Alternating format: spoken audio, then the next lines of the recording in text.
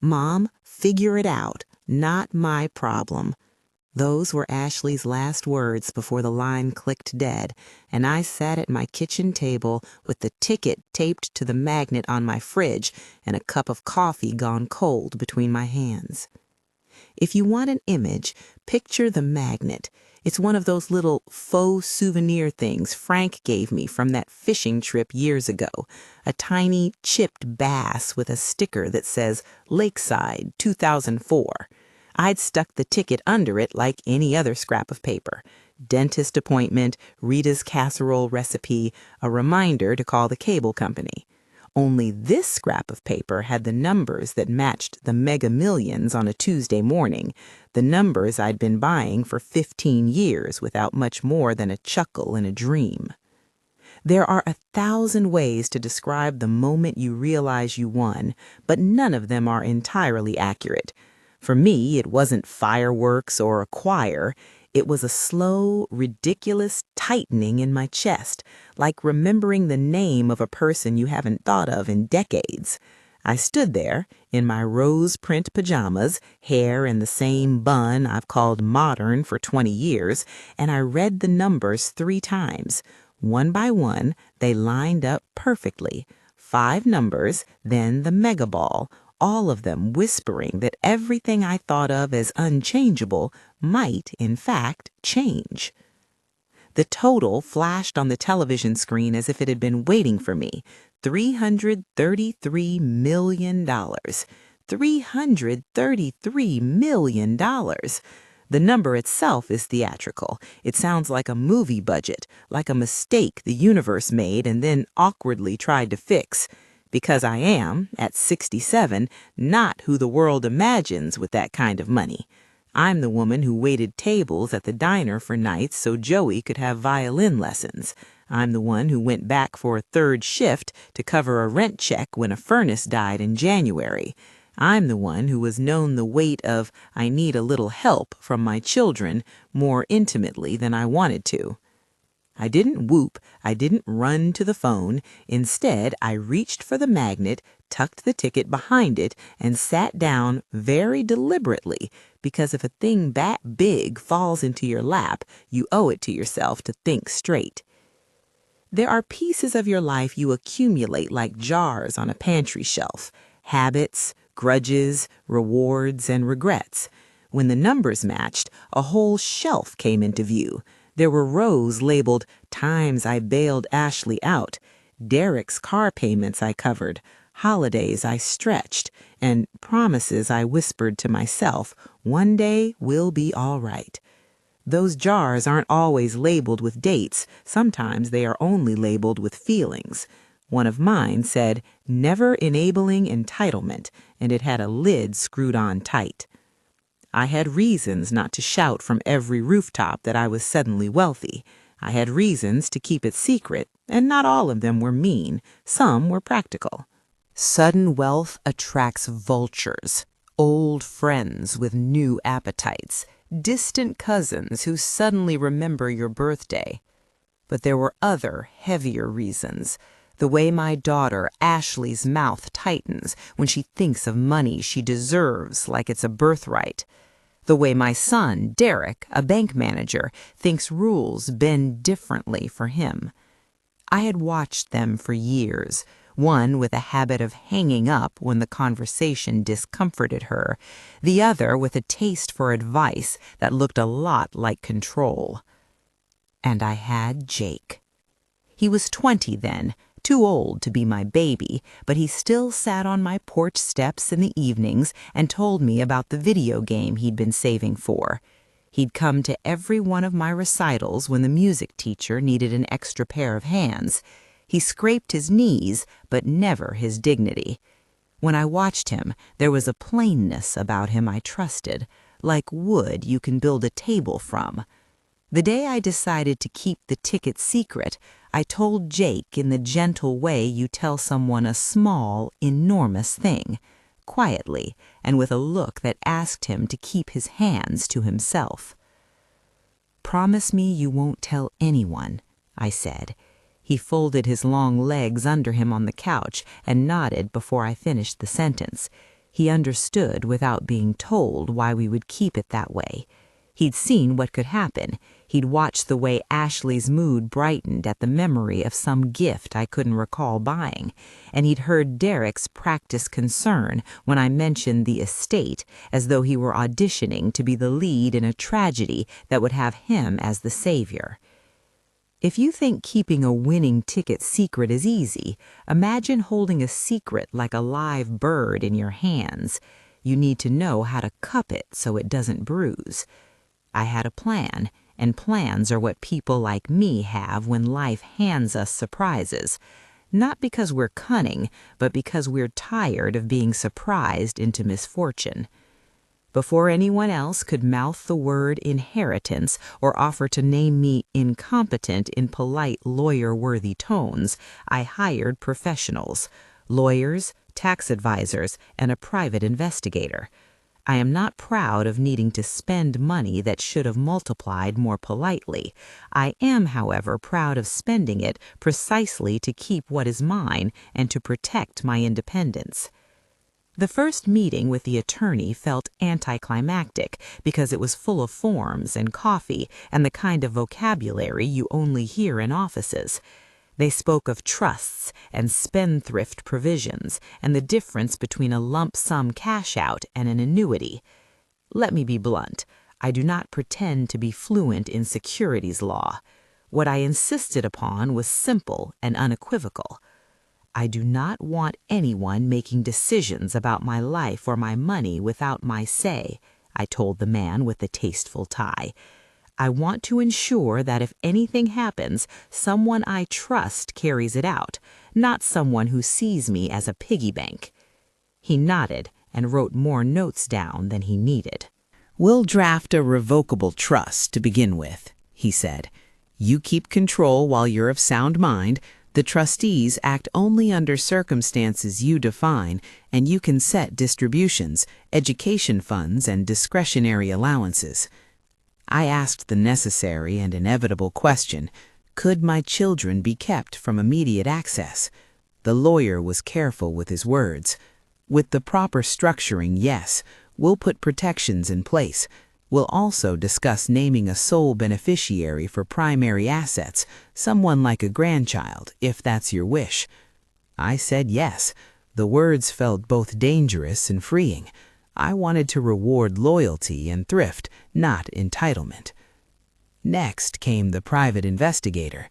You don't hire a PI because you want to be mean. You hire one when you want facts without the slant of family storytelling. The man who came recommended by a friend of a friend was named Peter, though he preferred Pete.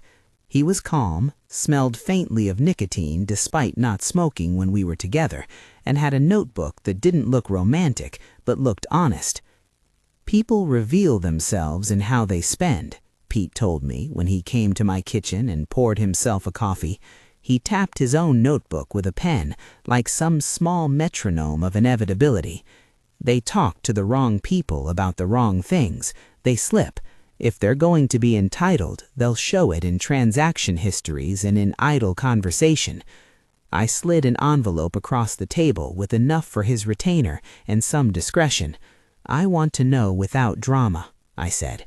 "If my children are the sort who will plan to take me for everything, I want to know now, not after it's happened." Then the 3-week plan began in earnest. I had the tickets secured in a safe deposit box under a name the lawyer advised, the forms drafted and initialed, and a notebook of questions I asked myself every night before bed. How much do I want to leave to my children if they show themselves to be decent human beings? How much do I owe Jake for being the steady hand in my life? How do I ensure that I am cared for without being controlled? These are questions that shape you when the stakes go from survival to abundance. During those weeks, I called each child once with the same script, a trembling, simple thing. "Mom, I'm running low on my heart meds. Can you help?" I thought about seminaring these calls, about playing actors and listening for the line where a human slips from mercy into expectation. But the script was better when it was real, raw, and unadorned. It was designed not to test their love, but to reveal the measure of their readiness to act like family. When I dialed Ashley, the person who had hung up earlier, I imagined 1,000 different responses. Some of them were apologies and quick trips. Others were excuses, and the same old, she couldn't because of money is tight. She picked up on the third ring with the kind of breathe that already smelled of anger. "Hey, Mom." No warmth, no question, just a tight hey. "Hey, Ash, I need a favor," I said, keeping my voice thinly pleasant. "My heart doctor's office says the medication's high this month. Could you help? A couple hundred would get me through." There was a pause, like the sound of a door closing. "Mom, I'm up to my neck. Rent's double, and I don't have that kind of—" "It's $200, Ash," I said, because sometimes people need the truth like a small, exact weight. Name the number, and you discover whether someone will flinch. She laughed at me once. It wasn't a joke laugh. "200, Mom? You could sell a story. You'd be better off—" She told me I could figure it out, and then she hung up.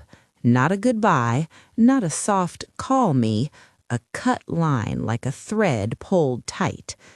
I sat with my phone in my hand and remembered a time when I had sewn prom dresses out of old curtains and smoked my breath in the doorway waiting for her to come home.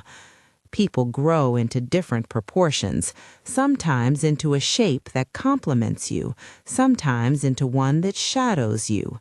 I tried to feel sorrow, but the picture of the ticket under the magnet made my chest do something else, settle. Derek was worse, but I had expected worse. He answered with the air everyone admires in a person who works for a bank, poised, practiced, and always with an eye on the balance sheet, both literal and economic. "Good morning, Mom," he began, as if he had just encountered the greeting in a manual of tact. "Everything? What's going on?" "Same as with Ash," I said. "The pharmacy's upped the price this month, and it's not much, Derek, a few hundred to tide me over." He had a long speech prepared about finances and the dangerous precedent of gifting money and the importance of planning for the future. He told me that I needed to be careful, that I needed to consult with someone. The subtext was crueler. He volunteered himself as the person to consult me. He suggested in that certain voice of people who believe in their own competence above others that I might consider letting professionals manage my accounts. "You're a bank manager, honey," I said softly. "I called to ask for $200. Derek said, "Mom," and then he spoke of irresponsibility and boundaries. At some point in his lecture, the line went quiet on me because he had been asked how I would pay my mortgage if something happened to me. I heard the words "declare incompetence" drift through like a moth through a lamp. I heard "we have to consider guardianship." He said them with that sick politeness that makes them feel like public service advisories instead of the threat they really are. He hung up on me too. Or rather, he put the phone down, which is a performative hang-up, less a click than a slow fade, like someone boycotting manners. My heart thudded, but mostly it was a sharp, furious disappointment. These are the moments that tell you what people value. To be clear, I did not expect them to throw themselves in front of ambulances for me. I expected them to be human. I expect, at the very least, a hand extended when times are tough. $200 is not princely. It was a test, yes, but the test wasn't cruel. It was simple. When you are asked, do you respond like a family member or like a billing department? And then I called Jake. There was a pause before he answered because he was probably on his way out to work or to class. When he did, his voice had the comfort of wool socks. "Grandma?" he said, using the diminutive he kept for private things. "Everything okay?" I said the line about medication and money the same way I had said it to the others. I expected the kind of confusion you give when adults are suddenly pleading because he was young and some things don't land the same way for a 20-year-old. What I did not expect was the speed of his answer. "How much?" he said, and even over the phone I could hear him shoving on his shoes, his mind already in motion. 200, I said. "I can wire you 500, he said. "No, don't say it. I have stuff." "Jake, you don't have to." "I know, but I can. I want to. I'll drive down. I'll be there in 30 minutes. Bring me the bottle. I'll pick it up myself." There was an honesty in that "I want to" that floored me. He didn't count costs the way my children did. He counted the person in front of him. He showed up with a paper bag and 2 take-out coffees because he said I thought I'd need one. His hands were small in the winter air, but steady. He sat in my patched armchair, the one I've had since before Derek was born, and he treated my stories like they were the most interesting things he'd heard that week. He didn't talk about how he'd spend the money. He didn't talk about what he'd get out of it. He insisted on driving me to the pharmacy, even though I protested like someone clinging to independence. He helped me with my groceries, and when he left, he kissed my forehead like it was something sacred. When Jake left, I went upstairs and sat in front of my grandfather clock. The hands ticked with a magnified patience. I thought of an old promise I made to myself, that if I ever had more than I needed, I would not simply throw it at problem after problem like a scattershot solution. I would use it deliberately. The first week after the win was a blur of meetings and small nighttime adjustments to my life that felt like tightening the seams on a dress. My lawyer counseled me about the substantial difference between taking the jackpot as a lump sum and opting for annuity payments. The tax figures were ugly. $333 million looks velvety in the mind, and much less so when Uncle Sam has his say. After taxes and fees, the realistic number we started planning on was roughly $200 million. It is still, to borrow the old word, generous beyond reason. But money alone doesn't teach people to be better. I also met with an estate planner and a fiduciary we trusted. We talked about trusts as if they were ships to carry my intentions over a sea of unexpected storms. We drafted language that would leave Jake a college fund and a living allowance to be administered in ways that wouldn't enable reckless behavior but would support responsibility.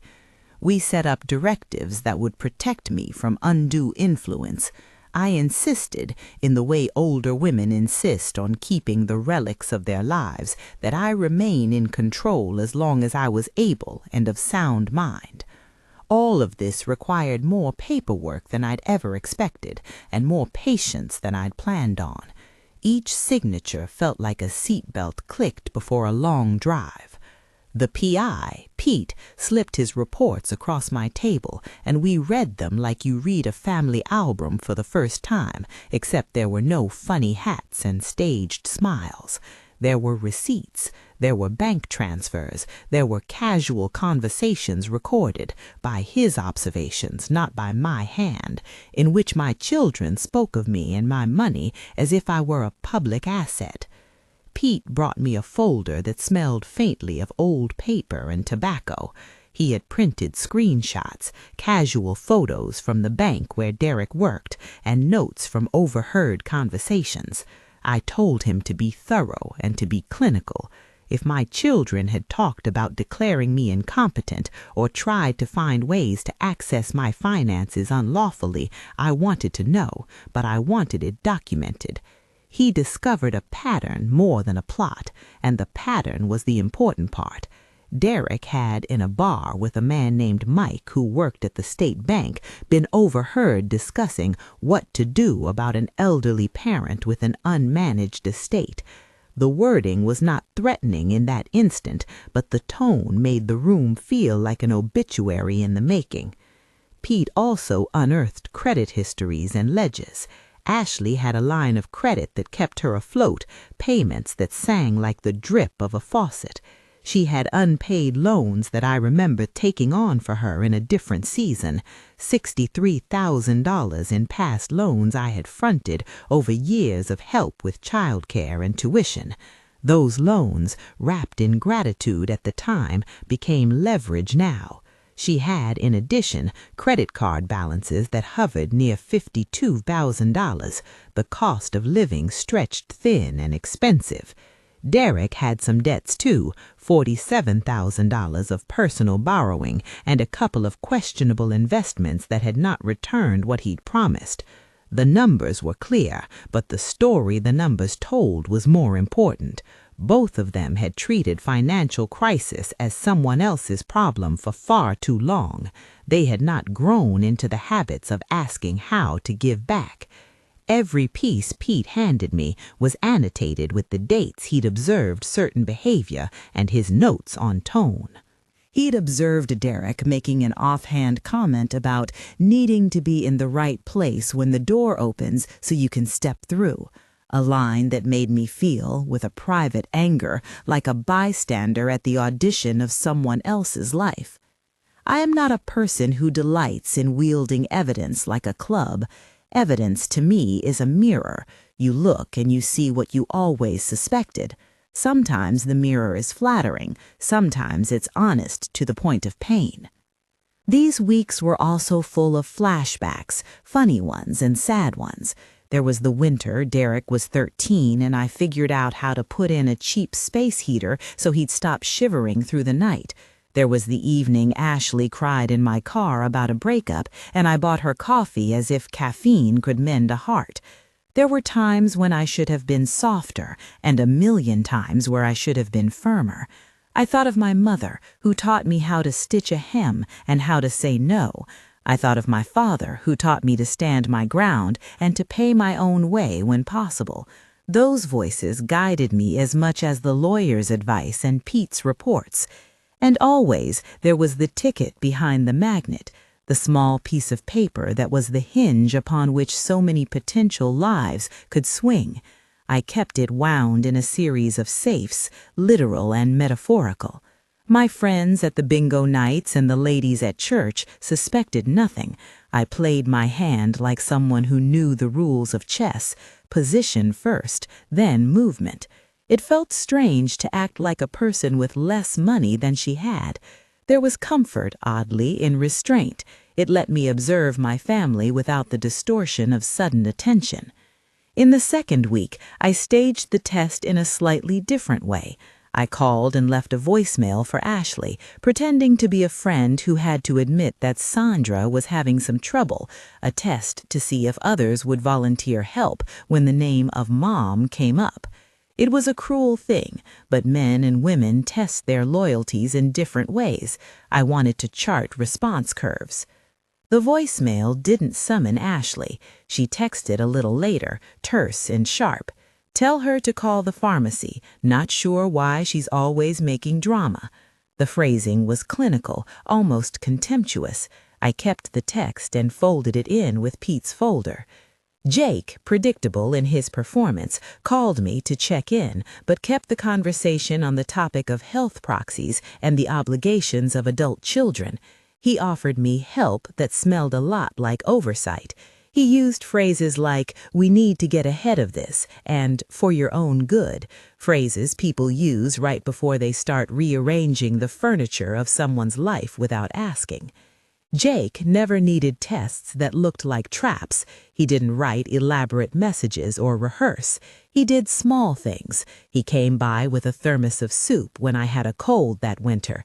He did the small, regular kindnesses that, when measured over years, add up to character. As the days morphed into the third week, the plan hardened. I had a storyboard in my head of the moment I would watch and gather reactions. I wasn't planning to humiliate anyone. I was planning to observe choices.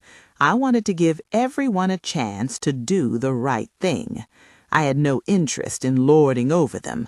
I was tired of being taken for granted. So I bought the car. Shopping for a $25,000 car as a surprise gift to your grandson has an odd mix of the furtive and the maternal. You call and ask about warranties and color choices and whether the radio will accept his phone. I didn't want anything ostentatious. Jake loves practical things: a solid engine, a heated seat, a trunk that didn't squeak. The salesman, who thought I was just a proud grandmother, put a bow on it that was too big for the model and took pictures as if it were a coronation. When the loan agreements were drawn up, again, all in consultation with my attorney, because I don't like surprises sprung on me by forms, I arranged that the vehicle would be transferred as a gift, but with a clause that it remain his to keep responsibly. I wanted him to feel the trust, not the charity. I'd already set aside the college fund that would carry him through a community college and possibly beyond. There were many ways to be generous. This felt right, a tangible thing that symbolized movement and the ability to make choices. The afternoon I picked it up, the sky had that raw, bright clarity you get before a snowstorm. I drove home with the key in my pocket and that ridiculous bow flapping in the breeze from the passenger seat. I put the key in a small velvet box and placed it on the kitchen table so it looked like a present and not like evidence of a conspiracy. I called all my children to come by for coffee the next day. I sounded light and a little conspiratorial on the phone. Come by, I have something to show you. It was untrue in small, careful ways. I had something to show them, yes, but not what they expected.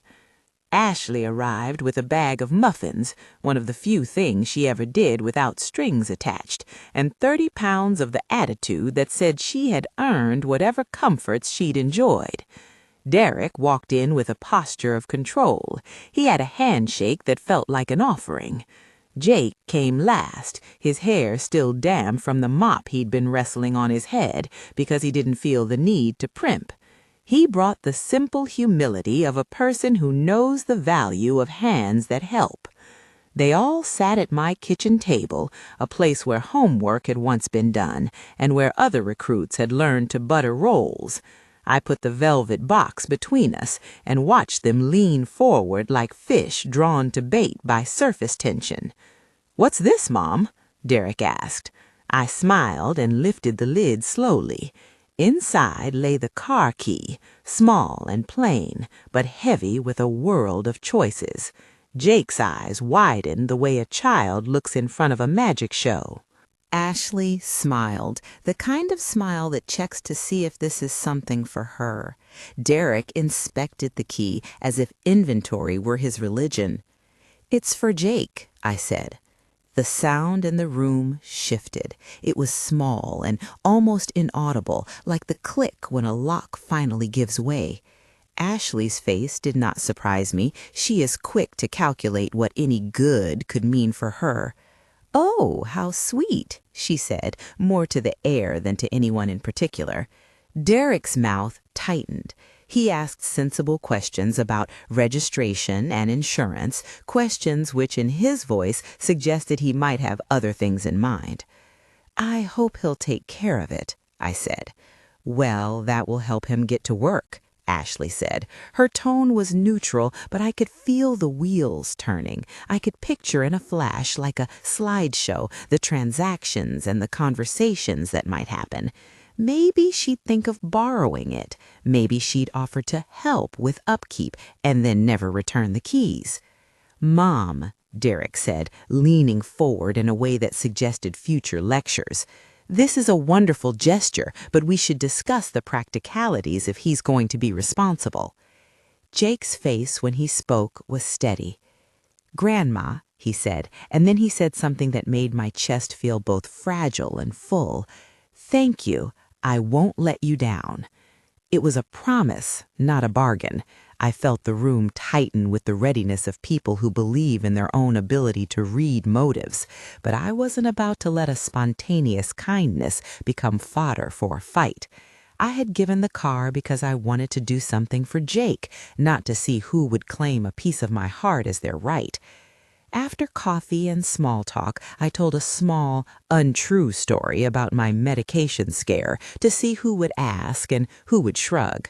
I watched faces, and they told me more than the words could. Ashley frowned at the mention of cost and made an offhand remark about how prescriptions are expensive these days. Derek, true to form, offered me a pamphlet on elder care services and whether I wanted his help managing my accounts. Jake, meanwhile, got up and offered to take the dishes. He did not ask who would claim the car if things changed. He did not ask for a loan. He simply helped. It's a small thing, I know, but the accumulation of small things is what measures character. Just before anyone left, I said, casually, in a way that made the words sound like they belonged in the air rather than in a courtroom, "By the way, I called the pharmacy 2 months ago. I know how expensive things can seem.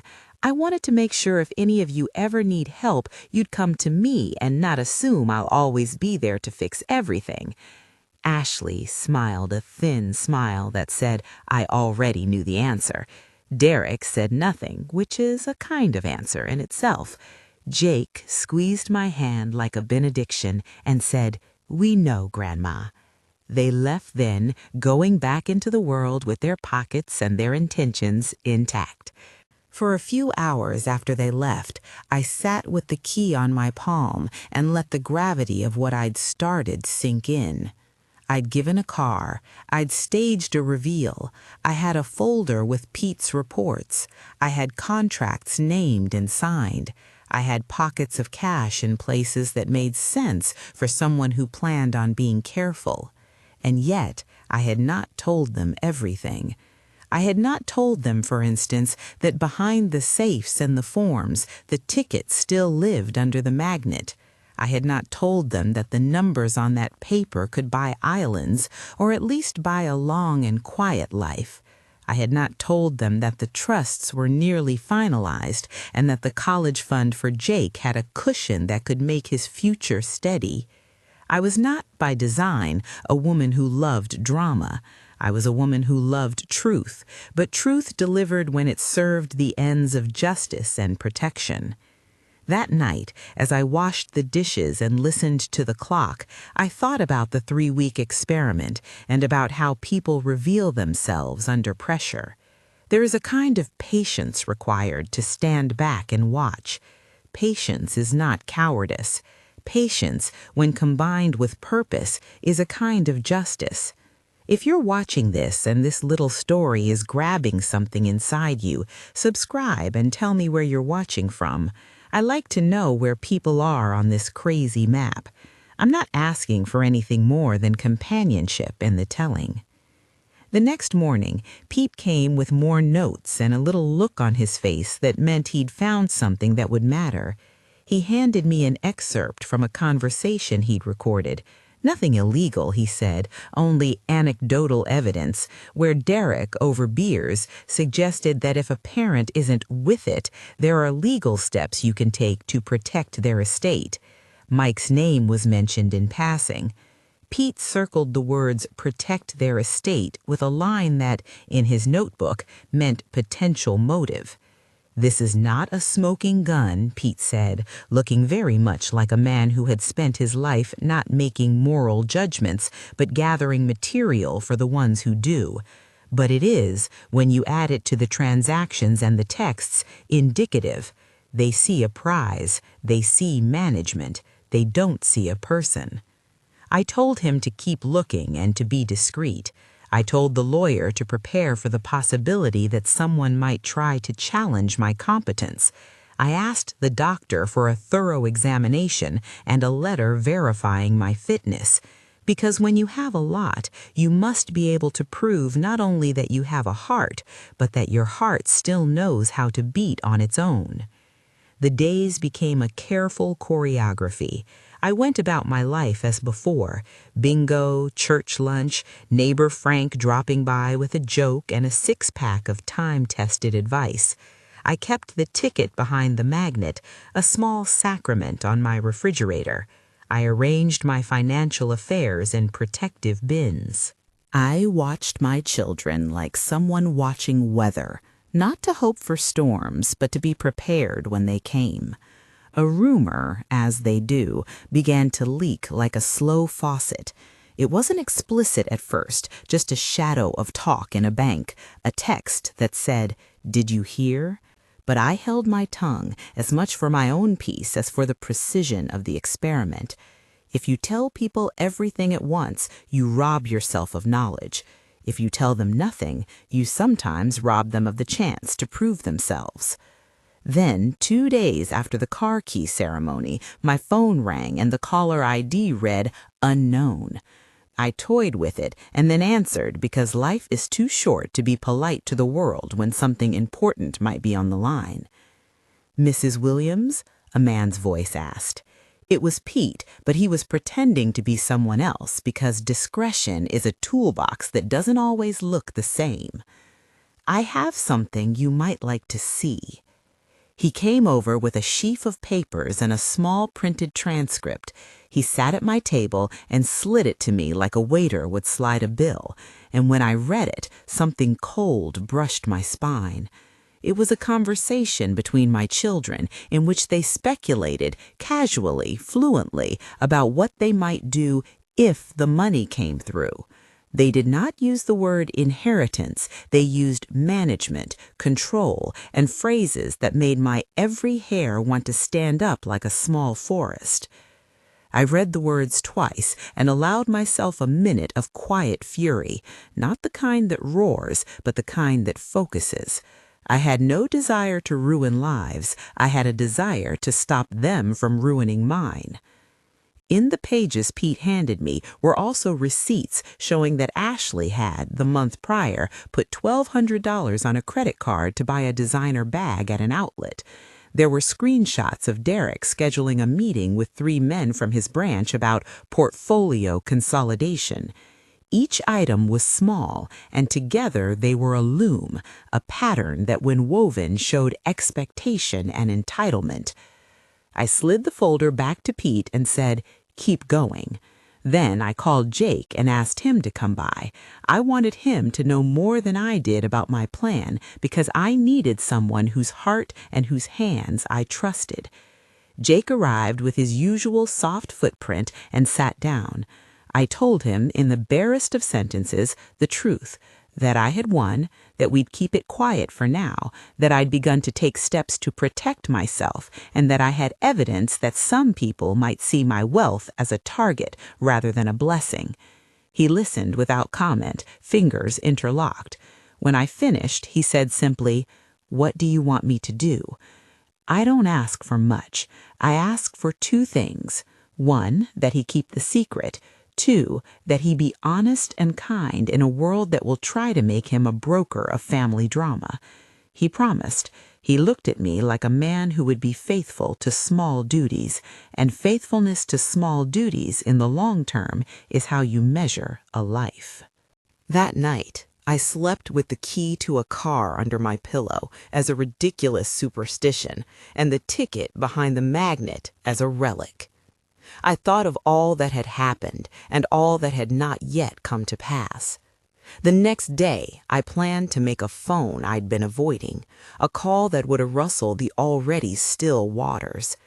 I had a gathering in mind, a reveal of sorts, carefully staged and full of room for the people involved to be generous or miserly. I wanted to see, one last time, who my family would be when the present stretched out in front of them like an offering. I did not expect miracles. I expected choices, and sometimes choices are harsher than miracles. I dialed the number I had been avoiding, and when the lawyer picked up, I kept my voice ordinary, as if I were asking about a cracked windshield. "I'm ready," I said. He took a breath that sounded like an office chair being pulled back. "Then let's do it carefully," he replied. "We present what we must, we sign what we must, and we leave the rest to the evidence." The next morning, I invited everyone back, this time to my living room, where the grandfather clock listened like an old parishioner. I set out coffee that still smelled faintly of the beans Frank had given me, the neighbors who keep life humming. There was a different tautness when people know they are being observed, even if they do not yet know precisely how. My lawyer sat at one end of the couch like someone ready to translate language into law. Pete sat quietly in a chair, his notepad folded on his knee, his eyes the color of someone accustomed to watching weather as it moves. Before we begin, I said, looking at each of them in turn, I want you to know two things. One, I am well. My doctor has given me a clean bill of mental and physical competence. Two, I have been very fortunate recently. I watched Derek's muscle around his jaw. Ashley folded her hands like she was trying to make sure they did not display their true intention. Jake sat with his palms together, steady and honest. I didn't tell them the number. There are some moments that do not require theatrics, and there are others in which the theater is precisely the point. I had decided on a reveal in a way that would show what their faces would do, not to humble for sport, but to let action precede speech. I slid Pete's folder across the coffee table and opened it for them so the paper would have no mystery about where it came from. Pete's notes were clinical: dates, places, quotes. They read like a map to motives. These are observations, Pete said, when the room became thick enough to cut. He read aloud with the steady cadence of someone avoiding editorializing. June 23rd, conversation overheard at O'Leary's between Derek and associate Mike, mention of getting ahead of a parent and legal options. July 2nd, Ashley charged $1,200 to a credit card at an outlet mall for non-essential purchases. July 9th, multiple texts asking Sandra for funds and then evidence of non-payment on agreed installments. He did not pause for reaction. He was not a priest, and this was not a sermon. It was a ledger. Hearing those specifics unsettled them. They shifted in their seats. Derek's voice was the first to break. This is selective, he began. I mean, conversations are taken out of context. Taken in context, Derek, I interrupted, with that voice that is less a shout than a clearing of the throat. One of you joked about protecting the estate as if my life were a project. One of you purchased luxury items and left balances that you never asked me to help with again. I am not a ledger. I am a person. But this is not about punishment. This is about consequence. Ashley tried the old line, tight concern laced with entitlement. Sandra, what do you expect? We've always been family. Why would you do this in public? Her public was not a town square. It was my living room, and she was asking me to perform gratitude on cue. What I'm doing in public, I said, is telling you what I'm doing in private. I have not announced anything.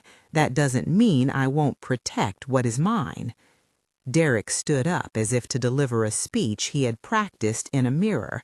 He offered a plan, a financial oversight committee, joint accounts, management by professionals, the same language he'd used in private that felt oddly like a curtain being drawn to hide other motives. Mom, we're trying to be practical, he said. You should let us help you. No, I said. I used the word like a hinge. I plan to have professionals manage the investments if I choose, but I will select who manages them. I will place protections for people who can't, who won't resist their own impulses. There was a silence like rain on a tin roof after that. That silence, more than words, provoked action. Derek's expression folded from swagger into supplication. He offered to coordinate services, arranged to check in more frequently, carefully placed himself as the default practitioner of concern. Ashley's first move was, as I suspected, a plea peppered with self-justified need. Her lip asked for recognition in the form of money disguised as hardship. Jake simply sat there and held my hand. "Whatever you want, Grandma," he said. You can't buy the warmth of that sentence. I had earned his loyalty through years of ordinary care, and it was not a commodity. It was the quiet outcome of being present when it mattered. After the initial volley, the lawyer suggested we move to something formal. "Mrs. Williams," he said, "I will summarize for the record the actions you have already initiated and those you wish to finalize." He read with the exactitude of a man who knows the power of a single clause. He described the revocable trust we drafted, the protections, the spendthrift clauses, the stipulation that the trustee would administer distributions according to criteria I defined. He read the list of protections that would prevent immediate access by anyone until the conditions I set were met. He made clear the choice I'd made to designate Jake as the primary beneficiary, with the trust structure to ensure he would not have unrestricted access at once. At the mention of Jake's name, his face shifted. There was relief and, in the same small instant, an awareness in my adult children that their expectations were being rerouted. To keep the peace, the lawyer explained we had appointed an independent trustee firm to administer the funds in the spirit of what I called earned access, a term I liked because it sounded honest. Jake would be the heir in the sense that he would inherit the primary estate. The distributions would be managed prudently. I used that moment to make something clear. I am not punishing you to be cruel. I am redirecting my resources to someone who has shown an inclination to steward them responsibly. There was a long and loud intake of breath from both of them. Ashley asked if this meant she would receive nothing at all. "It means," I said, "that I am no longer enabling patterns that have hurt me, nor patterns that will hurt you in the long run. If you choose to repair and to build, you will be considered in my planning. The difference is that you will have to show, by actions, that you can be trusted with it." It is remarkable how quickly adults can move into negotiations when an inheritance is at stake. For an hour or two, they articulated scenarios they had obviously rehearsed. Derek proposed that he be named co-trustee. Ashley suggested that we have a family meeting mediated by professionals. Both offered unsolicited plans to help me transition my accounts into safe hands. The lawyer listened and then explained calmly why those suggestions would undermine the very protections we had worked to establish. "A co-trustee who stands to benefit is a conflict of interest," he said quietly. "And a family meeting only works if all parties agree to ground rules that include mutual respect. When people realize they cannot circumvent a structure, they pivot. Derek offered to accept any position that would let him be useful. Useful is a word that, in corporate language, often wears the costume of greed. I wanted to be compassionate, not gullible. If you want to be useful, then be useful to yourself. Pay down your debts, demonstrate a pattern of independence. If you can do that, we will be glad to talk about how I can help you on a timeline." I stated this plainly. It was not a threat. It was a ledger of expectations. Then came the part of the day I had been bracing for, the bargaining. They asked for compromises, for access to partial funds, for token placements of trust in their names. My answer was patient and unhesitating. All requests for access to the principal would have to be mediated by the trustee and aligned with the terms I set. Immediate requests would be refused. The lawyer placed a copy of the draft trust on the coffee table and thumbed to one clause after another. We added an addendum drafted carefully by counsel that allowed for limited, documented distributions for essential needs only, and which required an objective third-party assessment when any party requested larger disbursements. At one point, Ashley's voice cracked in a way that made me ache. "Sandra," she said, "you know I'd never do anything to hurt you." I have heard that line before. I have been on the receiving end of vows tied to convenience. Prove it, I wanted to say, but instead I asked a softer question. When did you last show up without asking what you would get in return? It landed the way stones land in a pond, small rings and then wider ones. There was more to do. There were legal steps to finalize, signatures to put where the ink would be binding. We scheduled a day at the lawyer's office for formal signing, and I insisted on a medical evaluation to document my competence publicly. The doctor came and examined me with an attention that felt kindly and professional. He wrote a letter to place in my file, lucid, alert, sound. That letter would matter in case someone tried to claim that I was not in control when I made decisions. It felt odd and necessary to prove to the world that I could still choose. What followed in the weeks after the meeting was the slow decrease of illusions. Rumor, always hungry, began to nibble at the edges. Mike, Derek's boisterous acquaintance, had a way with words that did not always respect the sanctity of confidence. He told one person, who told another, whose husband worked at a coffee shop, and then mentioned it to his cousin. In business, stories have a way of growing teeth when they reach the wrong mouths. I had not publicly announced I had won, but a few people at the bank had reasons to gossip, and gossip took on a crystalline form. The first breach of privacy came in the form of a poorly phrased congratulations at Derek's branch. A local reporter heard the rumor from a teller who had a cousin, and that cousin liked to think in headlines. Before I had a chance to breathe, a shadow of my windfall made the rounds. This was not the torrent I had feared. It was a trickle that nonetheless meant I had to act decisively to secure both my assets and my dignity. One of the things people forget about money is that it has social consequences. The moment it is known, it reconfigures the geometry of relationships. Colleagues sit straighter. Old friends call with the urgency of newly aware opportunists. I had wanted to control the geometry as much as possible, to let character show itself without allowing appetite to take the lead. So I improved our defenses. With the help of my counsel, we made moves that were unglamorous but effective. We restructured accounts, placed key assets into the trust, and moved the ticket into a series of secure positions until the legal work was finished. We also, after discussion and under advisement, undertook a move that was practical but meaningful. We negotiated with creditors and bought back the debts my children carried, not to reward irresponsibility, but to convert that difficulty into accountability.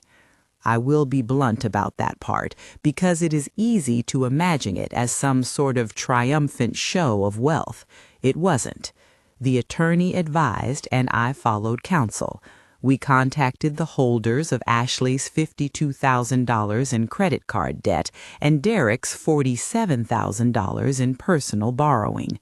With guidance, and not without legal scrutiny, we settled and in some cases repurchased the obligations outright, with the understanding that they would be reissued to them as structured promissory notes with terms we insisted upon, regular payments, financial counseling as a condition, and, in certain instances, modest employment support to ease their path to solvency.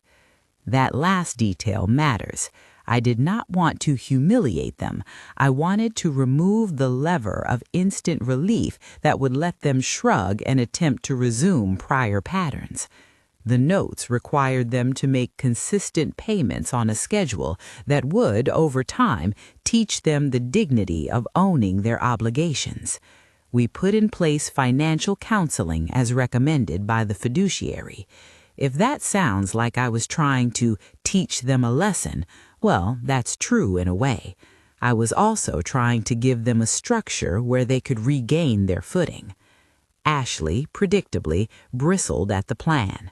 "You're making us sign a contract with you?" she said, as if the air itself were unfair. "This is family, not business." I recognized the line. But family without accountability is not family. It is a cycle of dependency that eats away at self-respect. We drafted the documents with care. Derek's note included a stipulation that his bank position could not be used to influence the trust. We notified the bank's compliance office that certain conflicts of interest had already been flagged internally, and the bank, perhaps embarrassed, quietly shifted Derek to a training role until he could demonstrate ethical comportment. The next months were not cinematic revenge. They were instead the daily work of rearranging lives. Ashley found a position at a small boutique where she once shopped. She started at the bottom and learned again how to fold sweaters that didn't owe anyone anything. It humbled her in a good and necessary way. Derek took a demotion. I did not engineer his professional fate. It happened because his workplace distanced itself from the optics of conflict. He took a lower role and then enrolled in a course on ethical banking recommended by the trustee. He complained at first, of course. He is human. But people are more malleable to change when the consequence is not theatrical humiliation, but the quiet loss of privilege. Jake, in the meantime, accepted the car and the college fund with a shy gratitude that felt like rain where we'd been waiting for it. The trust, designed to give him a stable path, allowed for tuition and modest living expenses, while the trustee monitored distributions to avoid reckless splurges. It was, in the broadest sense, the kind of stewardship I had always wanted to teach by example. Use what you have to build, not to consume. There came a day, some months into this new arrangement, when my phone buzzed with a message from a reporter asking for comment. The rumor had not become a national story, thank God, but it had reached a local paper that sometimes delights in the personal drama of small towns. My lawyer handled the call with the kind of brevity that keeps things from growing teeth. He told the reporter that Mrs. Williams had chosen to handle her personal affairs privately and declined to comment. That was enough to let the news lose interest. The world keeps moving. It always prefers fresher prey. I will not pretend it was easy to watch the faces of my children when they realized that the jackpot did not entitle them to my life.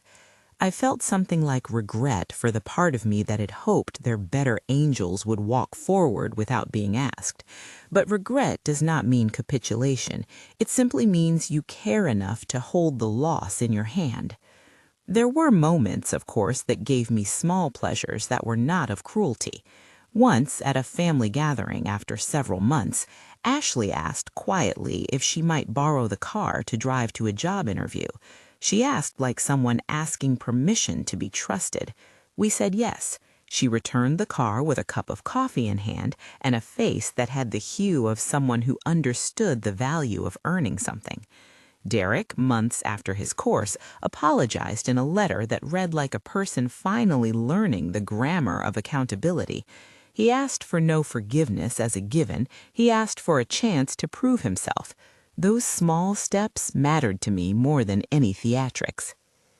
In the quiet, pockets of life grew warm. Jake started community college in the fall. He studied business basics because he liked the sound of the tools and the plain feel of ledgers. He worked at a hardware store part-time, learned how to use a power drill, and kept a schedule. He mailed me postcards with odd little pictures because he thought of me when he saw certain things: an old-fashioned radio, a bowl of cherries, a sweater that reminded him of the one I once gave him.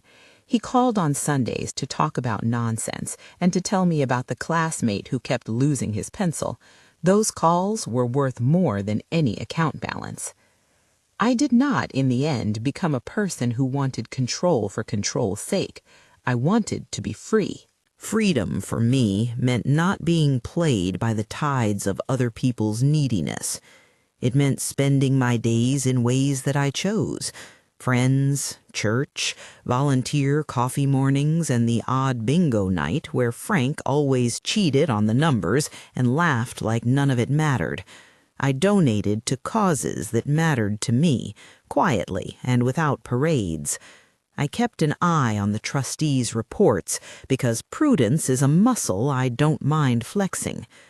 Months later, I received the PI's final report, carefully written, legally reviewed, and annotated in a way that would have held up under scrutiny. It was not merely a dossier of alleged wrongs, but an account of behaviors, conversations where my children talked about getting their share, patterns of reliance, and a timeline of purchases relevant to the argument that they had, for too long, assumed my generosity without reciprocity. Pete closed with a line that quieted more than it provoked.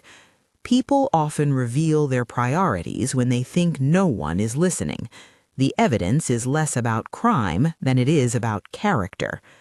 I framed that line and placed it in the top drawer of my desk under a paperweight shaped like a tiny bass, Frank's souvenir magnet in a new form. It was there to remind me of the way small things, ordinary things, tell you who people are. There were offers of reconciliation that came slowly, carefully, with the awkwardness of people learning to speak as if they deserved the air. Ashley brought me a jar of jam she had made herself, homely, imperfect, honest. Derek sent a letter where he admitted his missteps and promised steady improvement. They tried, they stumbled, they grew a little. I welcomed the good and kept the boundaries steady. Mercy without boundary becomes something else. Boundaries without mercy become cruelty. I learned once again to hold both in my hands. One evening, a year after the ticket sat behind the magnet and changed the geometry of our lives, Jake came in carrying 2 paper cups from the coffee shop where he worked part-time. He sat beside me on the porch and looked out at the street where the late summer light made everything gold. "Grandma," he said, stirring his drink like it were a small worry, "do you ever think about what you'd have done differently?" I thought about all the nights I'd sewn hems and sat by hospital beds and worried about how to pay for violin lessons. I thought of my mother and father and the feel of their hands in mine. "Maybe," I said, "but mostly I'm glad I didn't give everything away simply because it was there. I wanted to be generous without making people soft in the wrong ways." Jake folded his hands and looked at me like someone receiving a map. "You did the right thing," he said simply. "Not many people would have thought about protecting themselves and trying to teach people responsibility." That line, which reads small on the page, felt immense in the silence. He had learned something without me preaching. He had, through actions and through the trust we designed, begun to inherit not just money, but a sense of how to live. There were rumors that tried to attach a criminality to my choice, that I had schemed or set traps. I let those rumors pass. People like a story with villains, because villains make for clearer narratives.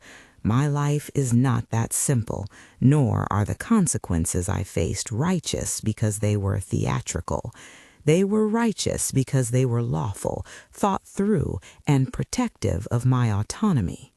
My final act, in the way that matters most, was not a televised ceremony.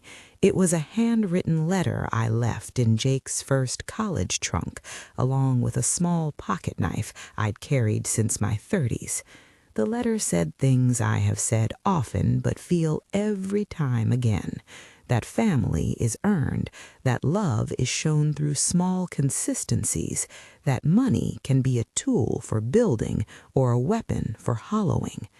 I told him to use the funds to build a life with room for generosity, not as a bandage for entitlement. Quote, "Only my grandson knew the truth" is the headline someone might write because it's the striking part of the story. It is true that for a time, Jake was the only one I trusted with the knowledge. Being the only confessor of a secret that big felt like a solemn duty. Keeping it meant giving the people I loved the space to show me who they would be without the glare of sudden wealth. That lesson is not glamorous. It is plain, and for me, necessary. Inevitably, there are people watching this who will disagree with my choices. They will say rightly that family deserves second chances, and I agree. I also say that enabling does not equal love. There is a difference between handing someone survival and teaching someone how to stand.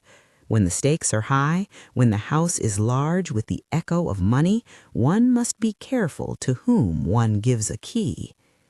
My days now are full of small pleasures, watching Jake learn to change a tire, sitting with Frank receiving his jokes, volunteering to teach a cooking class once a month at the church. I go to bed hearing the grandfather clock tick the way it always has, because some reliables, like the feeling of a well-made pie, are not changed by money. I have my privacy, my dignity, and the satisfaction of knowing I did not fold under pressure. A final note on justice. I did not relish the discomfort my children experienced. I felt sorrow over lost opportunities for them to be better earlier. But I also felt relief in setting a precedent in my life that I would no longer be everything to everyone at the cost of myself. That relief is its own quiet kind of joy. If you are watching and you have your own story of boundaries set, of lessons learned, of the quiet victories that have nothing to do with bank balances, share it in the comments. It comforts me to know I'm not the only one figuring out how to be generous and wise at once.